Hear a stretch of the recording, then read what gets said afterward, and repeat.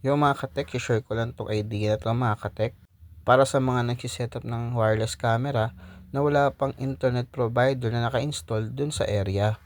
Dito pala sa project namin mga katek, bali nag-setup ako ng access point and wireless camera na 15 peraso. So hindi ko siya mabind sa account dahil kailangan ng internet connection. Na-setup ko na rin pala yung gateway pati PoE para sa access point. Para magkaroon kami ng internet dito sa lugar na to kasi wala pa naka-install na internet provider is gagawa muna tayo ng paraan gamit ang aking laptop. Ginawa ko munang internet provider ang ating data sa cellphone. Nag-data connection tayo at nag-hotspot. At doon ko connect yung Wi-Fi adapter ng ating laptop. Pagkatapos naman, yung LAN connection ng ating laptop, yun ang magsisilbing output para pumunta sa WAN connection ng ating gateway.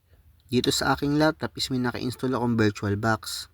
At sa VirtualBox, i-install ko yung firewall ng VFSense para makonfig ko yung ating Wi-Fi adapter is magsisilbing WAN and then yung ating LAN adapter is magsisilbing distribution ng IP address na papunta sa ating gateway 1 para magkaroon ng access internet ang ating mga access point kung saan nakakonect ang ating mga wireless camera.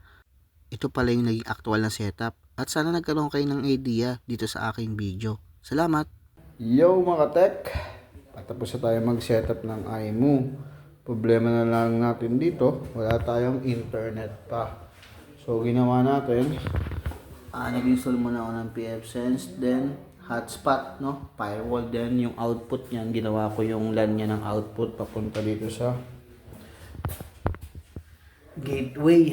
Yan, so yan yung gateway natin. Pakita ko sa inyo. Yung gateway, yan yung cable. Ito yung gateway. Yan. So, nag-install lang ako ng firewall para yung one natin, yung hotspot na nakakonect sa cellphone. Then, yung LAN connections ng ating laptop is yun yung output papunta sa ating gateway. So, wala pa kasi ditong ISP. So, hindi pa lang install ng ISP, no? So, yun lang. Salamat!